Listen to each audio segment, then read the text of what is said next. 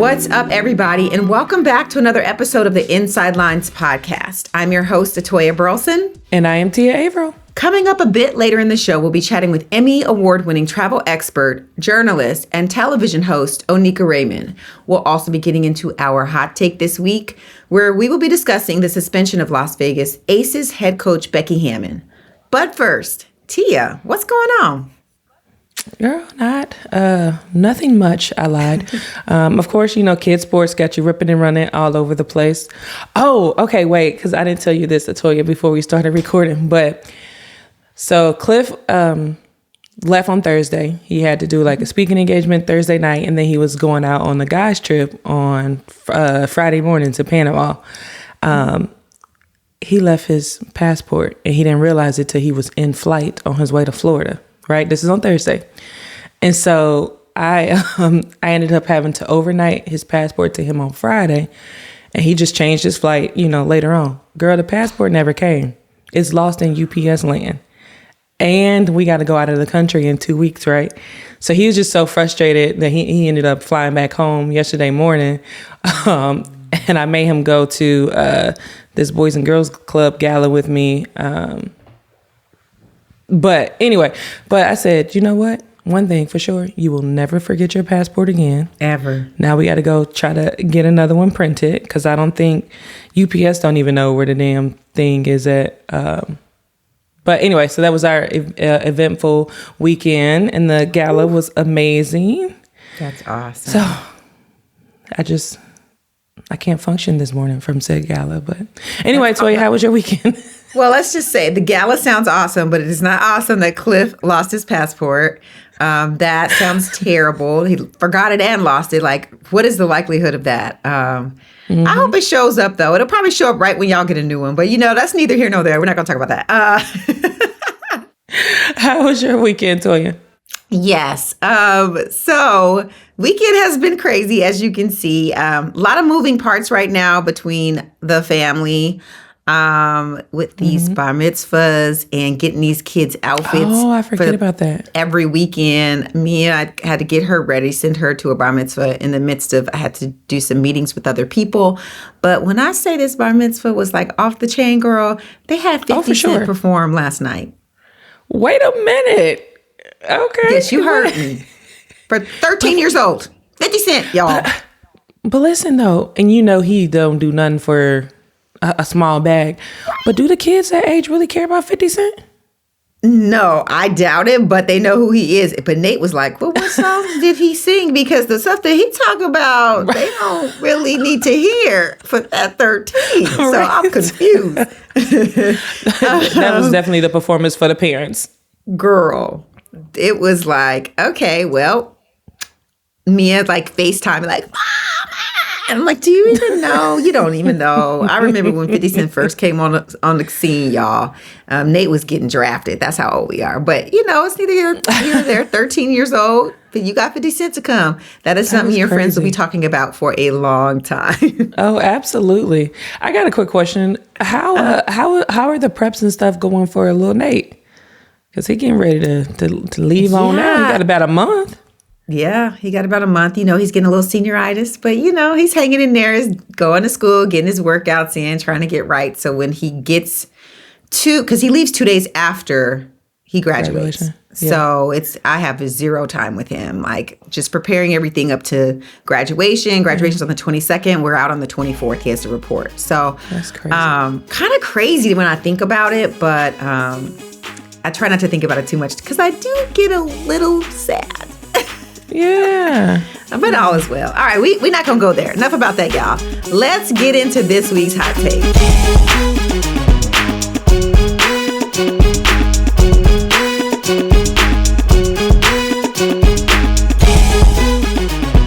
Okay, it's time for this week's hot take, Tia. What we got? Okay, so this week in Hot Takes, we are talking the suspension the WNBA handed down to the Las Vegas Aces. So... Okay, so let me tell you, this is interesting. I don't know if you heard about it, but Dearica Hamby signed a contract extension last June, so June of 2022. Of course, the Las Vegas Aces went on to win the championship. And during their championship celebration, Dearica announced that she was pregnant. Well, a little bit later, she ended up being traded to the Los Angeles Sparks. And to her, in her goodbye post to, the Las Vegas Aces fans and her teammates in the city, she said that she was being abused in the workplace. Becky accused her of getting pregnant on purpose, saying that she wouldn't be ready after giving birth to that baby to start the 2023 season. She also said that she was promised some different things to entice her into signing that contract extension that were basically never fulfilled on. And so, of course, the WNBA itself launched an investigation into the Aces and Becky and found that Becky violated a workplace policy. They want to create this inclusive environment where, they're women, right? Like women give birth, and so that making sure they aren't violating the players in that way. And they found that they actually were. So Becky got a 2-game suspension, and the Las Vegas Aces also had their first round draft pick rescinded for the 2025 draft. So, one, Atoya, did you hear about any of this? And two, do you think that suspension is too light? Because that's what a few people have said. Okay, so first of all, hearing about, I was telling you before, I had briefly went over it, but didn't really know the details until you really explained them to me. But there's a couple things I want to say. One is, I could maybe understand from a head coach that's a male, but from a female head coach, I am so confused. That's number one. Number two, how do you get pregnant on purpose? I'm so confused about that. Like, I don't really. What do you mean?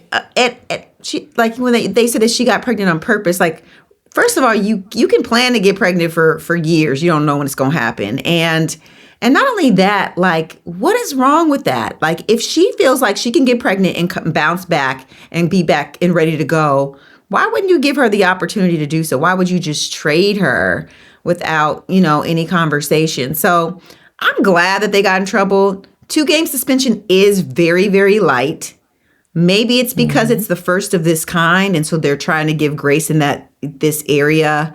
But when you take away that first draft pick, which I guess it's not going to be that great because it's towards the end of the draft. But when it is sending a statement, even if they're not at the top, because the next team that does it could have a first round that's in the top 5. You just never know how that's going to work. Do I feel like it was too light? I don't necessarily feel like it was too light. I'm just glad that they found her in the wrong, and I want her and other coaches to understand that that's not okay. And you should know better as a woman. Okay? You should know as a female athlete to be able to do all that we do on a high level and get, and have a baby and bounce back. We've seen it time after time again, that the anatomy of a woman is amazing. The things that we do, nobody purposely tries to ruin their career just because they get pregnant. It's just part of life. And you should never punish someone for giving birth to life. That is bizarre to me. So I would say, no, I don't think the suspension is too light, but I'm glad that they acknowledge it. They did an investigation and they handed down something to let her know we ain't doing that here, period. So what about you? Well, just to clarify, because I think I said something confusing. So they accused her of signing a contract extension knowing that she was pregnant, and she said that I don't even know if the timeline lines up that yes, she had to been pregnant on the contract extension, but I wanted to clarify that. Okay, so I think in general, like, you're dealing with the WNBA. The WNBA consists of women who are young and are highly capable of giving birth, right? So it's always a risk, right? Yeah. And so I don't really care if it's a male coach or a female coach. Like, it's the WNBA. Like, you are creating these environments where women should be extremely comfortable to be their full selves, including child rearing, right? And so the whole notion of women having to sacrifice family for career is what's frustrating in general, especially when you think about athletes. You talk about Serena Williams, like Serena Williams gave birth later in life, right? And she also had all these complications, and she's pregnant again, praying that it goes smoothly. But you know that she wanted that sooner, right? And so like these women that are, it's just so frustrating in general.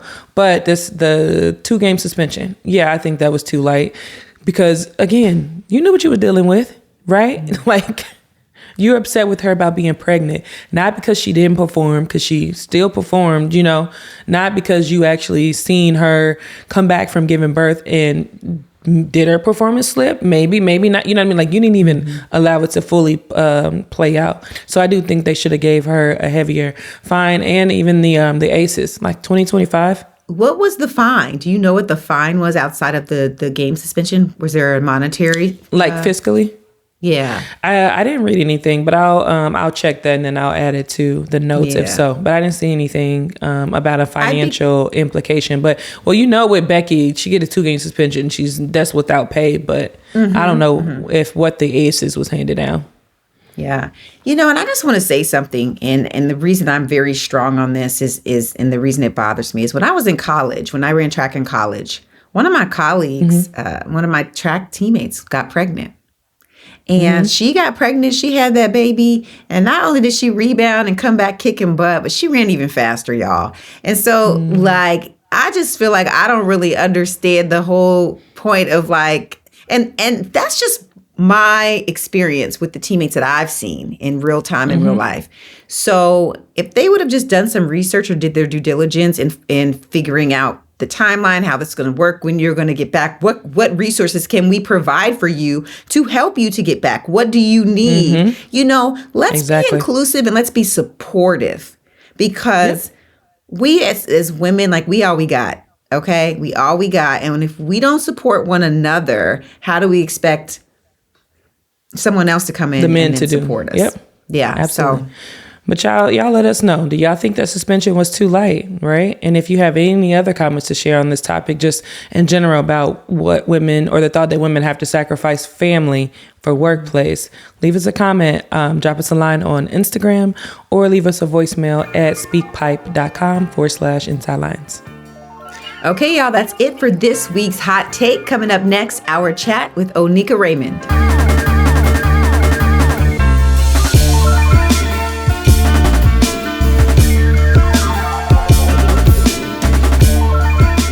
On the show today, we welcome an Emmy award-winning travel expert, journalist, and television host. She has been to over 120 countries, and she is a Travel Channel contributor, NBC New York correspondent, and host/producer of Marriott Bonvoy's About the Journey. Oneika Raymond, welcome to the show. Thank you so much for having me, ladies. Glad to be here. We are excited to have you. Okay, first, 120 countries? Listen. Yes. Hello. I'd like to know. Stamps. It's been a lot. Where did this love and passion come from? You know what? I am from an immigrant family. I'm very proudly Jamaican. Okay. Boop, boop, boop. So I know you were just there. And so I grew up in Toronto, Canada. And for those of you who have not been to the Six, it's a very multicultural city. It's one of the most multicultural cities in the world. So from when I was small, I was growing up with people from all over the place, whether from the Caribbean, from Africa, from Eastern Europe, from Asia. So I was always kind of accustomed and acclimatized to people from all over the world speaking different languages, different colors, different religions. And so that just kind of fueled my curiosity. Also, being an immigrant kid, I had a passport from a very young age. My first international trip was like when I was 11 months old, going back home to Jamaica. And so because I was traveling with my family all the time, because I was surrounded by so many different cultural influences, it just became natural for me to want to see the world. But I always tell people that the trigger for it was to get out of, like, from under my mother's thumb. My mom, very strong Jamaican woman, very strict. And so she was always in my business. So I said, you know what? She can't be in my business if I'm not there. If I'm in a different country, she can't I'm out. You know what I'm saying? And so one of my first trips, other than going to the Caribbean to visit family, other than going to the US to visit family, was to France. And I went to France sight unseen in university for a year. And I tell you, that first week I was living in the residence, in the dorms, I met people from countries I didn't even know existed. I had to go and get a map and look up these countries and figure out where these people were from. And so that just opened my eyes to the world being so much larger than the United States and the Caribbean. Mm-hmm. Did you study French in high school? I did. So I grew up in Canada. In Canada, we learned French and English. It's a bilingual country. And again, it was a method of escape. Yeah. So it was a method of escape. And so how can I leave? How can I leave without my parents being like, girl, no. And education was the key to that, because my mom was like, okay, yeah, go learn your book. A foreign, you're going to go to a foreign country and learn your book. Yes, I am, mother. Yes, I am. I also learned to French kiss from French people. And all of these other things. So it was a vehicle to go overseas. I literally changed my major because I found out that I could go overseas if I changed my major to a French major. And that's what I did. And I just never turned back. So I bet being over in Europe, too, it also kind of sparked the notion of wanting to get out and see what's around there too. Because I know every time we go and we talk to, whether it's the drivers or the tour guides or whatever, they always talk about how their kids have had passports, to your point, since they were very young and have explored 20, 30 different countries, while us in the U.S. I don't even know about Canada, but I'm speaking for the people in the U.S., people barely get their passport at 18. You know what I'm saying? Yeah, totally. I mean, at the end of the day, it's really about size and geography. The U.S. is huge. It's huge. And the states are really close together. I mean, if you live in New York City, you are a stone's throw from New Jersey. It's practically the same thing. New Yorkers wouldn't agree. Let's just, but you were surrounded by all of these other places. There are a number of people in the U.S. who work in one state and who live in another. And so it just makes sense to explore the U.S. There's so many things to see. And it's similar. There's a similar sort of, I guess, geographical situation in Canada. However, what you often find in Canada is that there are a lot more immigrants who have just popped up in Canada. I think in Canada, we often have really close ties with whatever our cultural homeland is. Whereas in the US, there's such a strong American identity that when you grow up, you are American, regardless of what your passport says, regardless of what your immigration status is. Whereas when I was growing up in Canada, I never thought of myself as Canadian. I was always Jamaican. Everything, I spoke Jamaican. I ate Jamaican. I was surrounded by a Jamaican community. And so as a result, we travel. Perhaps people in Canada with an immigrant background, we're more acculturated to travel. But especially for people in Europe, where literally the countries are like yay big. And there are fewer barriers. You have more vacation time. It's cheaper to travel. It's just something that they do. Whereas in the US, the Motel 6 is like $150. Right. Which is bananas. And that doesn't even include breakfast. Real talk. Real talk. That is real talk. I want to talk about, you said that you were in France for a year. Because I was just there last summer, and when we go, right, when we tour, you do the touristy stuff. You go to the Eiffel Tower, you travel along the Seine River, you go to the Louvre. Okay, when you lived there for a year, what was your experience like? Obviously, you did the touristy stuff, but outside of that, what was the experience and the culture for you? Sure. What was that about? So it's funny because I initially went for a year and I loved it so much that I went back for a second year and I did my master's. Oh, wow. And I actually taught English in a school, like in a French high school, part-time. Okay. And so my experience going as a student, and this is why I heartily encourage young people or even adults, take an adult gap year. Go over there, learn the language, live amongst people, work there if you can. I encourage them to do that because you're going to get so much more of a different perspective and a different feel than if you were just going on a tourist basis. Yeah. the fact of the matter is that in the US and Canada, we don't have a lot of vacation time.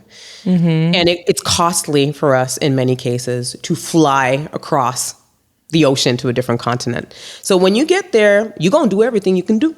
You're gonna do 24 hours in Paris. You're gonna pop down to the French Riviera.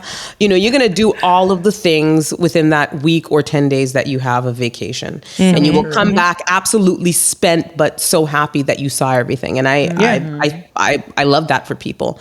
But when you go and you live in a place and you can savor a place. You get to know the locals of that country or of that region. There are just so many nuances that you can appreciate, rather than if you were just a tourist. So luckily, I think so much of my platform is about providing access to travel and helping people to realize that they can go to places regardless of their financial background, regardless of their, religious, cultural, racial background. I'm always trying to share opportunities for people to go out there and explore the world on their terms, but hopefully on somebody else's dime, or hopefully for less money, right? Yeah. So I recently shared an opportunity on my Instagram. It's going viral right now. Hong Kong, which I ended up living in for 5 years randomly. The government of Hong Kong. Go ahead. Right. The government of Hong Kong is giving away 500,000 plane tickets to people around the world. Because they're trying to boost their tourism. COVID was hard on everybody, and it was hard on particular countries because of certain COVID restrictions that didn't allow tourists to come in.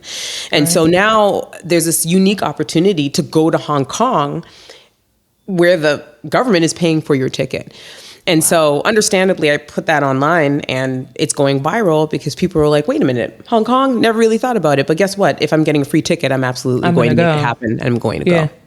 What do people have to do to take advantage of that opportunity? All they have to do is to go onto the the Hong Kong airline website and apply. So May 1st is when the opportunity opens for people in North America. So that's why I posted it, and that's why a lot of people are like, okay, I gotta get. People are sending their calendar reminders because if there's an opportunity to go somewhere for free or practically free, like why would you not take that? And again, I love that for people. I love being able to provide that knowledge and that access to people who otherwise wouldn't have felt as though they had the opportunity to travel and see the world. It's very interesting when I'm listening to you talk about being an English teacher and also the travel. They kind of merge together because you're using your travel, but you're also using your English, your English degree in teaching and educating these people. And so that's such a great, it was just almost a natural merge in what you're doing and what you're teaching people. Because I would have had zero idea you could go to Hong Kong for free. Okay, that's crazy. Listen, no. So I'm glad you even spoke about like Americans in general, like not even have enough time to vacation. And I tell my husband this all the time. Like when we went to Europe for our honeymoon. We went to Italy and Paris. I packed as much-ish as I could in that itinerary. And he was like, girl, vacation is supposed to be like relaxing. But I'm like, nah, I got to see some stuff. You got to get it in. Right. And the same thing when I brought my kids over and they were exhausted by the end of the day. But I'm like, God, we don't know when we're coming back. It may be another 6 months. That's so you got to take advantage of it. But so you start talking about trying to get people to travel and things like that for free. And that's essentially, I feel like people that say, oh, I love to travel, in their head, everybody thinks they can be a travel influencer, right? Everybody thinks they can get paid to travel on somebody else's dime, but you actually did it. How did that come about? Woo! So a lot of my life, I guess you could say, a lot of my life story is kind of predicated on the things that I wanted. Right? I wanted to see the world, so I found a way to make that happen. So I'm, I guess, older. I'm 40, turning 41. Black don't crack, I drink my water. I'm on my business. Okay, right? Stop it. I tell Atoya, I said, you looking like a hot 22-year-old. I'll be 45 in May, girl. 45. Sis, you win. You win, okay? I bow down to you. No, but we got to talk. We're going to talk after this, but go ahead. the skincare routines, all of these things, right? And so you have to understand, but you do understand that coming up, if you're like an 80s or a 70s baby, coming up, we didn't have this digital nomad thing. We didn't have internet. Like when I went to school in France in 2003, nobody even had a laptop. That part. No, nobody even had a laptop. There was no Wi-Fi. Like you actually had to go to the computer lab at school to use the internet to communicate with people, right? I think I had a flip phone at the time. Yes, we were just talking about that. I had like a little pink Samsung flip phone back in the day, right?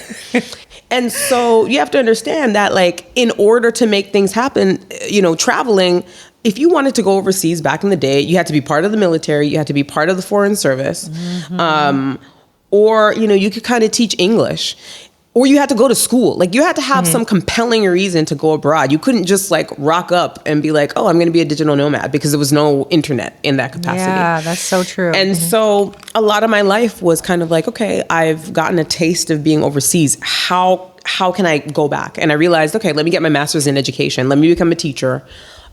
Because then that's a viable option for me to go overseas, right? And so anyway, I was overseas. Teaching was not my passion. It was just a way to be over there. I got into, or I fell into, teaching rich expat kids, rich expatriate kids in these like private schools, really prestigious schools. I ended up teaching in Hong Kong because I wanted to go to Asia, did not want to pay to go to Asia, and thought, well, I can teach rich American and Canadian kids who are living there with their parents. But my passion was always in writing, presenting, reporting, storytelling. And in fact, when I had gone to university, I almost went to university to get a journalism degree.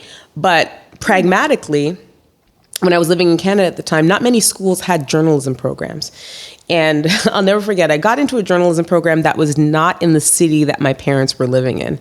And my parents said, we can help you. Again, I come from a humble family. They said, we can help you, but we can only help you with the tuition for your classes. They said, we do not have the money to help you with living in a dorm and doing all of these things. And so very pragmatically, immigrant state of mind, I was like, I don't want to take out a loan for school. I'm going to live at home and hustle and work 2 part-time jobs and then have my folks help me with like, the classes portion of my tuition. Yeah. And so I never pursued that dream of journalism, right? Anyway, fast forward, I'm living overseas. I started writing a travel blog. It was simply a way to keep in touch with family members back home. What year is this when you started writing? Beforehand, this was in 2005. I was living in the south of France. I was doing it before it was a thing. And I was bombarding them with emails. I used to have a little Hotmail account. We all did. Sending out little newsletters. MySpace, AOL, Messenger. Y'all know. AOL was it was hidden. Okay, that was the original. I still remember my AIM name. Quit playing. Oh my goodness. And so I was sending people emails. I didn't know if they were reading them or not. I was like, this is a waste of time. Let me get my little online real estate together. Let me get my blog together, and people can pull up if they want to. And if not, well, I have a beautiful online diary of the things that I am doing. So that's how I started blogging. Come to find out a year or so later that there are people that are not my family who are actually reading my blog. They were interested in what this little Black girl was doing overseas. Yeah. And so I kind of fell into it that way. And as I started writing more, as my writing improved, as my photography improved, I started getting commissions from different outlets, Huffington Post, Condé Nast Traveler. And so as I started contributing more and more, people started reaching out. And I thought, well, you know what? I've always had on-camera aspirations. So I ended up moving to New York at some point. I guess that would have been in about But before then, you weren't like pushing it or anything? No, you literally were just tracking? It was completely organic. I had my teaching job during the day. I taught French at this point in Hong Kong to like Canadian kids, most random thing ever. And I was just, I was a teacher by day, and by night I was just writing this blog because I really enjoyed it. But at this point, 2014, 2015, I was getting recognized in the street, which to me was dope. Like, wow, insane. Yeah. And so then I ended up moving with my husband, who I had met actually in Hong Kong. I moved with him to New York City, and I thought, child, I do not want to teach in the New York City public school system. I said, my heart can't take it. I said, listen, the way these kids are, I said, somebody going to jail. They're going to jail. I'm going to jail. Like, this is not. Hey, no. But y'all seen this rash of kids attacking these teachers. So Thank you. So I said, oh no. And so at that point, I was getting so many commissions, and I thought, if I can make it here, I can make it anywhere. This is New York City. There's so many opportunities to work in media. And so I just kind of took it and ran with it. And also at that time, being an influencer was starting to become a thing. Instagram was a thing. So when I moved to New York, I bought all new equipment. I kind of taught myself how to shoot for Instagram. I started getting the dresses together. We started, trying to put some looks together.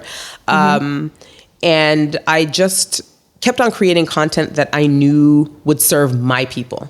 Because there were a lot of travel influencers and travel personalities at the time. They were putting stuff out, but it was not for somebody like me. Yeah. Yep. It was, I was answering questions like, I have natural hair. Can I get my hair done in Asia? When I go here. What is the experience going to be like as a Black woman traveling in Eastern Europe? Am I going to be, persecuted? So there were all these different questions that people in my community wanted to know. And I felt like that market was not being served by Becky on the road or whoever, whichever travel influencer was kind of out there. And so I was able to build a name and a profile up in that way, which was great. And then Travel Channel reached out to me, and I had a couple of shows with Travel Channel. And then it just kind of grew from there. So I always tell people that I got into this fairly organically. I love that for me. I think in life, I think the things that we love and that we're passionate about, it's always a bonus if you can get paid for it. Yeah, so true. And so, it's been a long journey. It's been a great journey. I was listening to you talk about, I know you were just talking about, your goal was to write for people that look like you. And you posted on your blog 5 questions you should never ask a Black woman about her hair. Yes. Please tell me what inspired this blog, because I was here for it. Yeah, living overseas for 10 years. I lived in Hong Kong for 5 years. Okay. And Hong Kong was a wonderful experience. But living in Asia, being in, not just on a 2-week vacation, but living there for 5 years, will absolutely, at least at the time, it'll obviously make you reflect on your Blackness, because that is the singular thing that makes you stand out and makes you different. And so people were very kind to me. They were very, very kind to me. But I was that Black girl. I was the Black girl with the dreadlocks. So whether I liked it or not, I was getting noticed for that. People were reaching their hands out to touch. And funnily enough, it wasn't just Asian people. The funny thing is that if it's somebody Asian, I actually kind of don't feel any way. Yeah, I understand that, because especially if you are in a place where it's very homogenous, like if you go to parts of rural China, they aren't seeing anybody that does not look like them. So chances are, if you're going into a village, the person that you're meeting, the Chinese person that you're meeting, you are the first Black person they've ever come into contact with. They're looking at you almost, are you real? Exactly. And I think for me, what irked me more was, having like the Australian guy come and try to touch me. And I'm like, no. I know you've seen some Black folks. Right. I know you've seen a Black girl before. And it's kind of like, I don't want to be your pet project. Like, I'm not, no. Nah. And then having to kind of navigate those situations, because another thing, which I probably didn't necessarily communicate in that blog post or in the video, is that working in these overseas schools as an educator to privileged children, they're mostly white. They're mostly white. They come from affluent families, and their social circles are also white. And so them nor their families have never really interacted with people of color.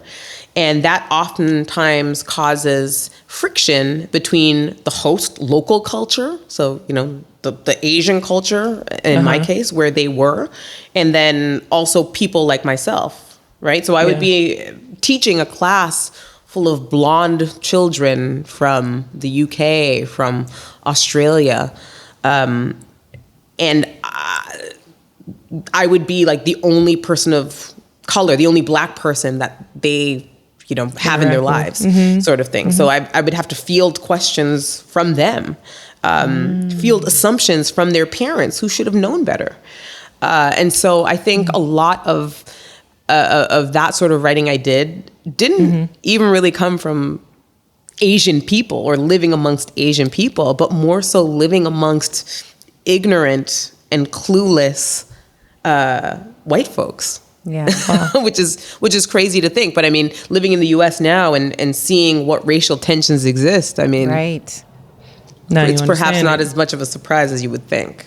Yeah. So true. So I know, to your point, just this rise of like travel or people wanting to be travel influencers and stuff. There was threads of going around of like, oh, these are the countries you shouldn't visit as a Black person. And it was interesting. Someone had posted, it had been maybe 2 months ago, like after all of these threads coming out of COVID, don't go here, don't go here, don't go there. Somebody said, well, you were so concerned about how other countries treat Black people, but you're in your own country and you aren't treated well anyway. So what's stopping you from going and exploring these different countries? Can you talk a little bit about just your experience traveling and living in these different spaces more? Yeah, so I always find those lists really interesting, and I've done a few of my own, but I always flipped it to countries where I felt comfortable or where I felt uncomfortable. And for me, it's really important to present nuance. Now, I get a lot of people asking me, oh, do you fear racism and persecution when you go abroad? And my answer to them is not really, because I live in the US of A, where I could get shot just for being Black, where I'm not given the benefit of the doubt because I am Black, where I am discriminated against actively, consistently, Right. because I am Black. So I would much rather go to Asia and have people fall over themselves and call me Michelle Obama and like praise me and tell me I'm beautiful and tell me that my shape is beautiful. I went to Philippines. The girl was like, oh, Coca-Cola bottle. Yes, Coca-Cola bottle shape. Right? I would much rather have that than, somebody call me the N-word Yes. in Georgia somewhere. So, it's a very nuanced question. And everybody is going to have their personal threshold. I certainly understand that as someone who is spending their Black dollars in a different country, I want to be respected. Yeah. I'm spending my money. I'm spending my time. I want to feel good about where I'm going. Yeah. However, at the same time, so often for those of us who live in the US, we carry this baggage. We experience so much racial trauma here that we're constantly on edge and alert. I always look, my eyes always scan the room to see how many other Black people there are in the room, right?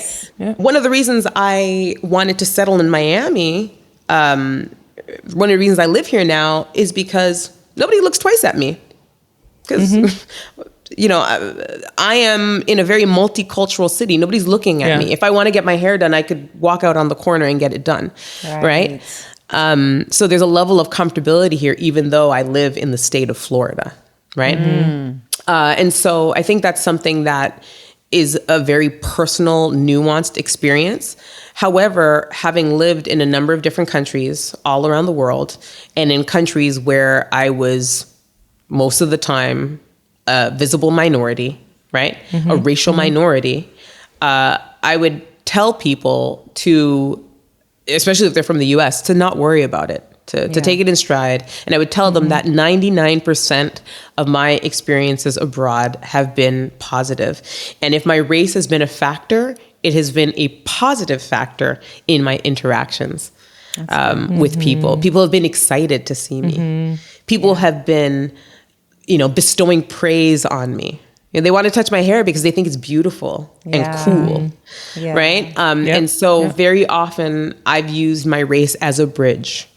It's a way to communicate with people. And also something I tell people who have these questions, prospective travelers, is that you're going to discover as well. Like, you're traveling because you want to learn more about a country, its people, what they value, how they live.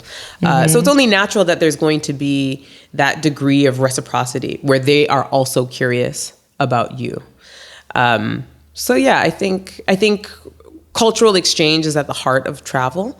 And it's up to you as a Black person to gauge whether the interactions have a negative spin to them. That's good. I want to switch it up a bit. I want to ask you about something. It just makes me giggle thinking about it.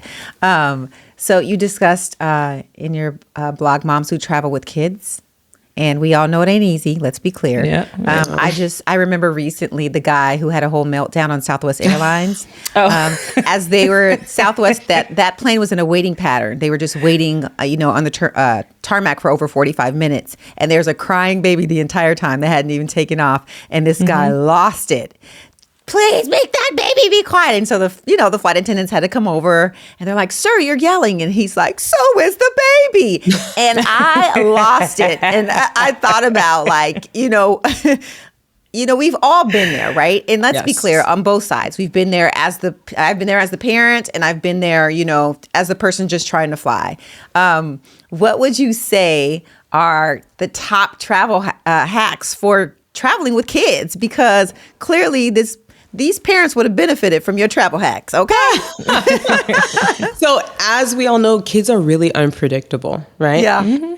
And ideally, in an ideal world, they would be well behaved. They would sleep the entire flight. Their ears wouldn't pop or hurt when they go up or down. There are just so many extenuating factors that are going to contribute to whether or not you're going to have a good flight with your child. So my top travel hacks would be to travel during, make sure that the flight is during the child's nap time or during their natural sleep time. So whether that's taking a night flight or whether that's taking an afternoon or an early morning flight. If you travel when the child is at their least active, well, you're probably going to have a quieter flight because they pass out. Another thing that is very helpful, once upon a time, I used to be one of those parents who was like, no screens for my child. And then I had a child and I was like, okay, she needs a screen. Please. Listen. Okay. As a matter of fact, let me make sure it's charged and we have your shows in case we don't have Wi-Fi. Exactly. So I have a little tablet for my daughter. She calls it her laptop. It's pink and purple, her favorite color. She loves it. I also use it to do her hair in the mornings because that's a drama and a half. And so we make sure that it's charged up and that it has a lot of offline, shows that are uploaded to it that are offline so that she doesn't need an internet connection. Bluetooth headphones are also monumentally important for everybody's comfort as she views her little shows on her little laptop. So that's important. So making sure that you bring like devices or little games or something that can occupy them and occupy their time is very, very useful as well.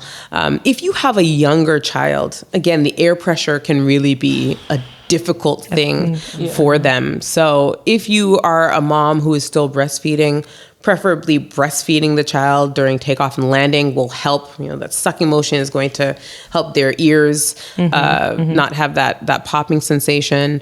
Or if the child is older, providing them with like some sort of candy, sugar-free candy that they can suck on, something that they're able to chew on. Because again, I learned it the hard way. My daughter, she used to have a really hard time with the air pressure, and it was 15 to 20 minutes of hell, like both at the beginning and at the end of the flight. Something else, we do the pull-ups.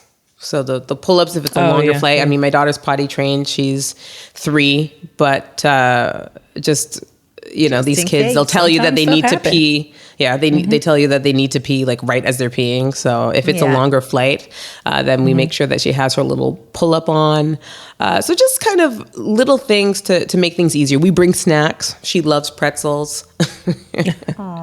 So anything that we can get through security so that it's not an issue. Animal crackers, pretzels, just things that are able to occupy her time. But I do find that of all of those things, the device is like the number one.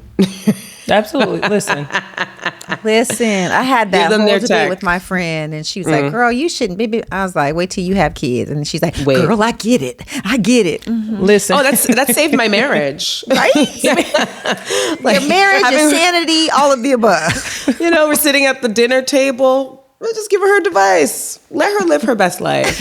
She's learning from it. She's learning from it. Her and Blippy are like this. Okay, has she watched Gracie's Corner?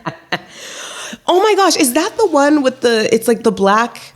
Yes. No, I've seen that advertised Listen. online. I need to get that for her. You need to tap into Gracie's Corner. Gracie's Corner is good, and she you will find yourself singing the damn songs. Oh, wow. Phonics, like everything. Gracie's Corner is good. But I was singing y'all Daddy Finger the other day. Daddy Finger, where are you? I'm like, the hell? And she's not even present. Look, She's not even there.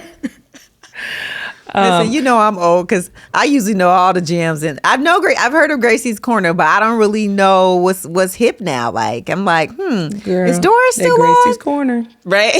Like I'm trying to figure out what's still popping. Okay, so all my shows are out. We got new ones. Gracie's Corner.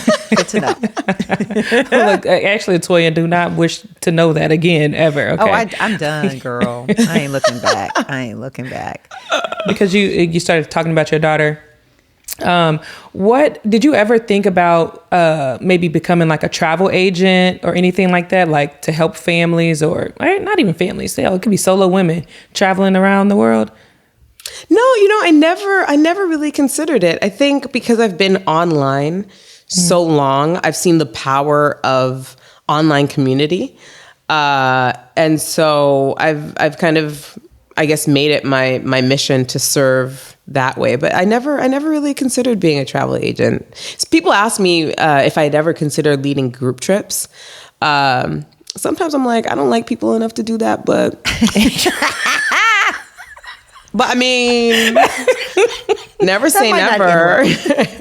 So, people ask me, and I think, I was an educator. I was an educator and a team leader, like a junior administrator for 10 years. So I have a lot of experience, not only teaching kids, but also like leading adults. And y'all, Listen, say less. it was a lot. It's a lot managing personalities. Yeah. It's just a lot. So, I love what I do in the capacity of an influencer, of an on-camera host, where I'm able to give that support.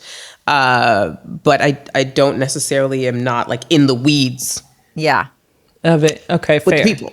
Very fair. But that's not to say that I would never lead a trip. I sometimes I think about, because I travel with a friend of mine who's also a traveling mom, and people ask us all the time if she's the traveling child, by the way. Like her stuff is like incredible, and we travel a lot together. We leave the kids behind.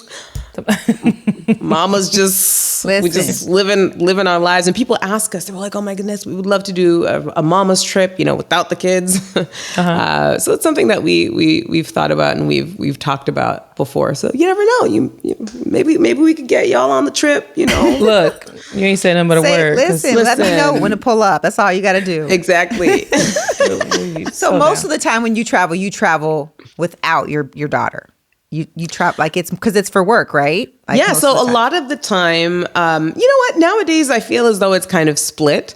A lot of brands. So on the influencer side, I do work with a number of brands promoting their destinations. So they'll host me and hire me to create content. So we're actually just getting back from the British Virgin Islands.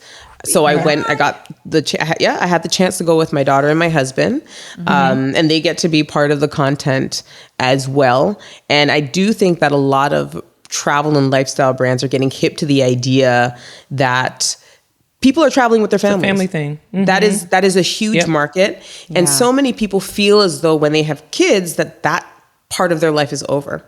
And so that's something that I'm also very much a fierce advocate of. You know, your life doesn't end when you have kids. My daughter is 3 years old. She's been to over 20 countries on 5 different continents. That's unbelievable. Wow. And so it can be done. And I want to show people that it is something that they can do if they so choose. And then also let them know that just because you're a mom, what does that mean? Listen, I left my child with my grandma or with her grandma, and I was in Jamaica, you know, shaking up myself on the road in a costume. Shaking up myself. I love it. For 5 days. I was like, baby, where? So it's so important that women know, moms know, particularly Black moms, because I feel like we got to be taking care of everybody. Yes. No, that you still got self-care is so important, and travel is an excellent form of self-care. So yeah, I love that you call yourself the experience connoisseur. I thought that was so clever. I'm like, I like that. do all of the things. Do all of the things. There's so many things to discover, and to close yourself off because you think I'm a mom, I'm too old. Black people don't do that. I don't have the money for it, so I could never dream. No, I think it's really important to not listen to other folks' limiting beliefs. And to just kind of go for it. Yeah. I was listening to a friend of the pod, Ashley Witherspoon's podcast, Dear Young Queen. And I don't know if you caught this one, Toya, but on one of the earlier podcasts, her co-host was talking about traveling solo. And so she has 4, 5 kids, but she makes it a priority every year to take a solo trip. And she's like, it may be hell getting to the trip, but as soon as she gets on a trip, she's able to like reset and live. And I never thought about taking a travel trip. I'm always like, well, who in the hell can I go on a trip with now? Because somebody gonna book this flight with me, right? Like it's never, I'm gonna go by myself. But after hearing her, I was like, okay, maybe I can do this, but I'm still like a bit nervous. What like tips or tools you have for like women who would actually do a solo trip, but maybe a little nervous, maybe have family that's a little concerned about, okay, well, what country you say you're going to and why are you going by yourself? Definitely. I think it's really important to start with the familiar. So first of all, at the very ground or the base level of it all, date yourself. Take yourself out on dates. Go to the movies on your own in your hometown. Go to lunch by yourself. Get comfortable with yourself, being by yourself. And that may mean getting comfortable with being uncomfortable. Once you've mastered that, think about doing a staycation in your town. A lot of the time, travel is a state of mind. Right? You don't need to get on a plane to travel somewhere. There are so many things that I can do in Miami that I don't do on a regular basis. I could go to whatever hotel in South Beach and live it up. And that's not part of my daily everyday thing. It's not something that I do on the daily. And so that is an opportunity for you to have that experience. It doesn't mean that you need to get on a plane. However, if you do want to venture further afield, I always tell, particularly women, I say, go to places that have a really great tourist or tourism infrastructure. Go to a place where you speak the local language. For this reason, I always recommend going to London. Because not only is it built for tourists, there are so many things to do. There are loads of like walking tours and all of these things. And you can communicate perfectly with everybody you come across. It's very easy to take public transportation. It's a low effort trip. And one where you can have a diversity of experiences. So that's one of the countries that I recommend for first-time female solo travelers, just because there's such a great infrastructure set up. And most people, you know, at least if you're coming from the US or Canada, well, you speak English. And so the cultural immersion is there, but it's different enough to make you feel as though you are in a different place, completely out of your everyday. Yeah. So those would be, I think, my biggest tips, my biggest recommendations for someone who is new to solo travel and they're not as comfortable with it. London's a good place for first time, like extended family travel, you know? Yeah. Because to your point, it's so easy once you get over there, you feel comfortable. So you know, it's a long flight for the kids, but it's kind of like an entry level. Like, okay, well, we made it these 10 hours. Yeah. and we can relax a little bit because it's familiar. Yeah. I love the taxi cabs. Yes, they're so photogenic. That blew my mind. I was like, why is there, these are so much, these are nice, you know. Like Mercedes Benzes. Right? I'm like, I'm comfortable. Like it's clean. This is the sort of thing where you're like, America's the ghetto. Oh my gosh, like, the ghetto. How The is trains, New York the here? buses. Right. It's so filthy. Ugh. Anyways, okay. I want to talk about, you talked about, obviously you're not a solo you are a solo traveler and you've pretty much done everything. What would you tell us would be the most, let's do it twofold. Tell us the most exciting adventure you've been on as far as what you've done. Because you've done a few things that are pretty amazing. And then tell us what's on your list to do next. Okay, I think maybe purely from an adventure standpoint, I did a bungee in Zambia from a bridge over the Zambezi River. Yes. Oh yeah, you lost me at bungee. That was probably you lost me at bungee. That was probably wait. How far lost me at down bungee, but it sounds amazing. Like, I don't know how many feet, but the scream lasted a long time, for a while. Seconds, so. I bet it was beautiful too. And you're like, I'm still screaming. That was actually a really cool trip as well because at that same, so basically we had gone to Victoria Falls, and another experience that you can do on the Zambian side is you can swim, I guess, on the edge of the falls. It's called Devil's Pool, I believe. Yes. So again, I did that as well, where you're like hanging, the water's rushing over you, like the fall is going down and you're just kind of perched there. I don't know if I would do that again, actually. That didn't feel... I was going to say, that's the moving safe. water, right? That's the moving... It's the moving water. So I don't know if I would be brave enough to do that one again. I think that was a little bit too much for me. Yeah. But did you enjoy bungee? Like you would do bungee jumping again? Would I? I just saw a clip on CNN of like a bungee snapping. I think it was in China. So I'm not too sure about that. It's I already might give checked that off. one a miss. It's already checked off. But I think I've done a skydive before. I've done a skydive in London. It was very cold. So I think I would do that again. I would love to do it in Dubai or somewhere where it's warm and there's a beautiful view. I think I would do a skydive again. Okay. I think I would do that, yeah. Well, I was going to ask, do you think you have become less adventurous since having your kids, but then you just said skydiving, so disregard. Yeah. Disregard My husband just skydived a couple months ago, and I was like, yeah, you go right ahead. Wait a minute. I did not know that, Toya. Where did he skydive? He sure did. So CBS was doing this, this whole thing of like, what's your fear? And Nate's afraid of heights.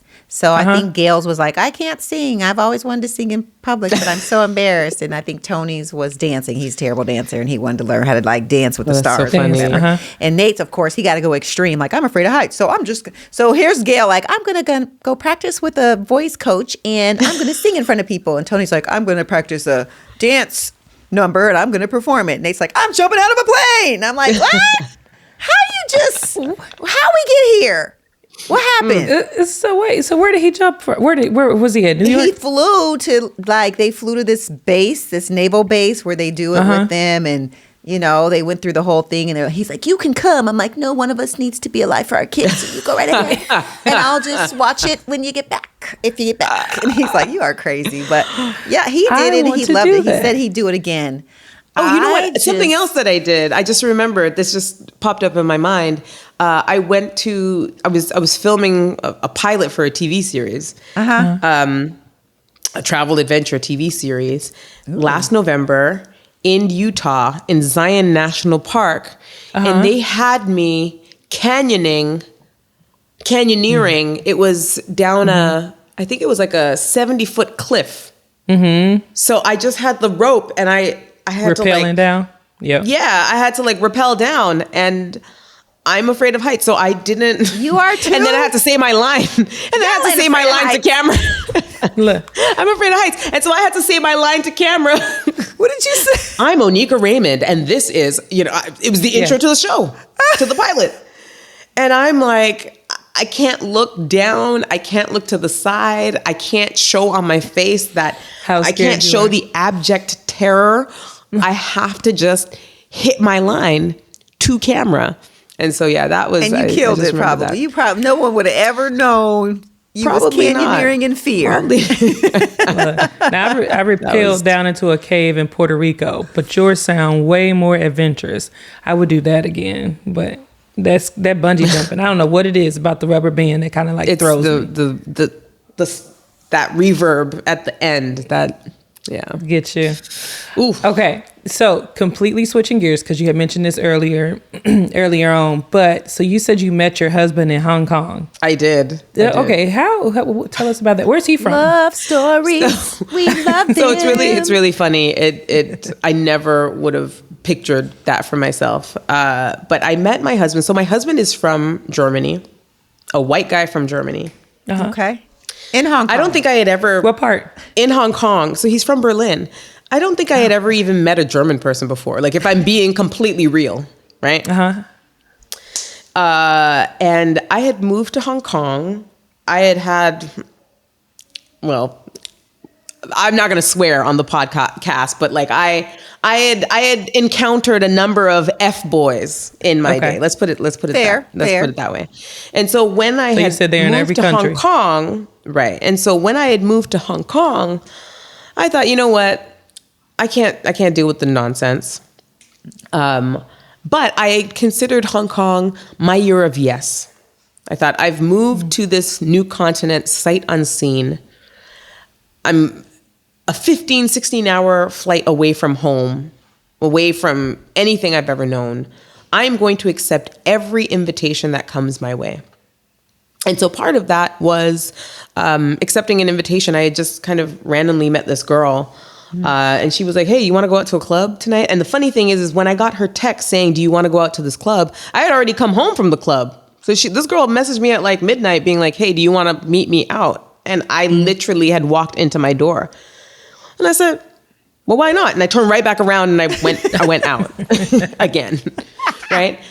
And so I went to this club and it was where I met my husband. Now, it was the second time. It was actually the second time I had met him. But the first time I met him, like we were at this costume party. He was wearing a costume. He was like inebriated. Like I wasn't interested in him in the least. I didn't really notice him per se. And when I met him again, he was dressed in like regular street clothes. But again, I wasn't really trying to check for him. But he started trying to chat me up, and ordinarily back home, I would have said no. But this was my year of yes. And so I thought, okay, well, why not? We can get some free food. You want to take me out for dinner? Why not? Let's see what you're talking about. Right. And then I almost canceled the date the day of, because I was like, whatever. I don't even know who this person is. I don't care. I'm not really feeling him. And then I thought, well, I might as well just go out. And we've been together ever since that day. And that was almost, what year was that? That was almost 14 years ago. Wow. Which is wild to think. And so I always tell people, you never know. And I think travel really opens you up to so many different possibilities, and you'll find yourself doing things that you said you would never do. And so I think travel is so much more it's about so much more than the destination that you actually go to. It's so much more than that. It's also about the journey. So your personal journey, your identity, how your identity is shaped. And so I moved to Hong Kong. I started hiking for the first time. Yeah. Black girl from the city. Hike where? Run after the bus. Yes. Right. There were just certain things that were just not part of part of my culture. Like I didn't do that. Like who does that?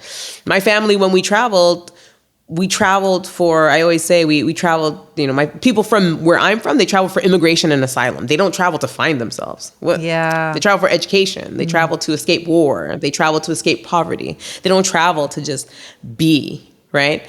Yeah. And so I think that we're in this time where, particularly as Black people, we can travel to find ourselves. We encourage that for ourselves. And it's interesting, the person that you can find on the other side So good. of that journey, right? So, yeah. I just wanted to say this. I remember reading that you said your goal is to live outside of your comfort zone and inspire others to do the same. And you've definitely done that. I mean, everything that you've talked about, even meeting your significant other, your hubby, like it's because, to your point, you stepped outside of your comfort zone. You're like, I'm going to say yes. I'm just going to, this is the year. Yeah. Yes. So that's pretty inspiring. Okay. My last partner before my husband was a Jamaican guy, like a Jamaican dude with dreadlocks. Like, it's just completely different. So you just never know. You never know. And it's so important to be open. Yeah. Great word. Absolutely. Okay, so we're going to play a game with you. It's called the 2-minute drill. And it's super easy. Yes, yes. We're going to give you this or that questions, or we'll give you just a fill in the blank. You ready, Tia? Should we get this party started? Yep. Go ahead. Okay. I got the time. Okay. Favorite adventure you've taken so far? Oh my gosh, it's so hard. Oh my goodness, I'm failing this game already. Rapid fire! What comes to mind first? Like backpacking. Backpacking. Okay. Early morning flight or red eye? Oh, early morning. Less chance of delays. Amen to that. And I'm an early bird, so I love it anyway. Favorite sports team? Oh my God, I don't have any. No. Okay. Favorite sport. Period. Yes. You have a favorite If you had sport? to watch. Oh, Anything basketball. your husband? Okay. Okay. Yeah. That's fine. Most memorable country or city you've visited? Ooh, I have to say Hong Kong. So many life memories there. So many life memories. Yeah. Core memories. Netflix or Hulu? Oh, Netflix, girl. It is not even Netflix. Love is Blind. Can we talk about Love is Blind? I have We so many can. things to say. Absolutely. Okay, we can. We're We going can to. definitely talk about Love is Blind. Put a 'Cause pin it's there. here. Yes. Or well, it was here. Whatever. Most frequented airline. Oh, American. Yeah. Always 10 For minutes sure. late or always 20 minutes early? Always 10 minutes late. I don't even need to hear the second part. I'm on Caribbean time. What's one place you will never visit? Oh, I would visit anywhere, especially if somebody's paying for me to go. There you go. No, that's right. Unlimited international first class tickets or never have to pay for food at restaurants. Oh, unlimited first class tickets. Right? Of course. Listen. Okay. You get food on those. Okay. Look, for real. Okay, last question. What is next for you? Ooh, hopefully more really incredible travels. And I would love to just help people more. So just kind of gauge what people need. Like, how can I service people? How can I get more Black people out in these travel streets? That is what I'm constantly trying to strive towards. How can I reach people more? How can I give them the tools to travel more, longer, and better? Yeah, I think that creating, engaging, I guess, programming or content that will make people say, wow. I think something that I try to do, particularly on Instagram, it's such a visual platform, but I always want people to say, wow. Yeah. I want people to be like, I never thought about going there, but now that you've gone, I'm definitely going to go. That was something I feel really happened with my trip to Jordan. I went to Jordan last year. Small Middle Eastern country. Most people don't think about it. And in kind of storytelling, people were like, wow, I have to go to Jordan. So now I have people basically tell me that they've booked trips to Jordan based on some of that content. So that makes me really happy. Yes. That's awesome. Well, I tell you, you were doing the Lord's work because to your point, like I I follow a bunch of like travel bloggers and stuff like that, but it's something about just seeing dope Black women in these spaces and you're like, oh, I didn't even think about going there, but she had that tour is amazing. I'm going to add that to the list or whatever. So to your point, I do want to go to Jordan because of you. Yeah. I'm like, what is going on? Like, it's so much to see. So you are doing just that. Thank you so much. I appreciate it. And if people want to get a hold of you, Oneika, where can they find you? Yes. So the place that they can find me the most easily would definitely be Instagram. So look me up at Oneika Traveler, and that's Traveler with 2 L's because, you know, she's fancy. And then you could also just hit me up on my website, oneikathetraveler.com or oneikaraymond.com. And then you can also find me on NBC New York Live. So just type in Oneika. You can find me, you know, and Nicki Minaj, but you can find me. Y'all holla at her. Look, I'll be sure to put links to all of those in our show notes. Wonderful. Thank you so much. This was super fun. Thank you for coming on. We had fun. Learned so much. Thank you. We enjoyed it. Thank you. Take care. Oneika killed it with the conversation. I felt like I have known her forever. Yeah, absolutely. And I love that she's like, her whole goal is to get more Black people to travel, especially Black women. And that's all I'm like, just get outside your comfort zone, even if it's for a few days, and imagine like how much your mind, your thoughts, life opens up for you. So yeah, she's dope. Just like she said, starting with the baby steps, steps of doing stuff on your own where you are, then you get more comfortable doing it elsewhere. Oh, that's what I was going to ask you, Toy. Do you do staycations? Like just you by yourself? No, not by myself. I'll do like a spa day. I'll do, things where I go out on my own, but I like to sleep in my own bed. I'm very particular about where I sleep. So the sleeping part, I go home for, but getting away, I have no problem with getting away and enjoying myself. Listen, somebody gonna watch these kids. All right, well, that's our show. For the latest on the Inside Line podcast, make sure to follow us at Inside Line Podcast on both Instagram and Facebook. And be sure to check us out online at insidelinespodcast.com. And, you know, I say it every episode, y'all. Send us guests you want us to bring on the show, topics you want us to cover, or any questions you may have. Leave us a voicemail at speakpipe.com/insidelines. Until next time, leave it all out on the field. Thanks for listening, and we'll see you next time.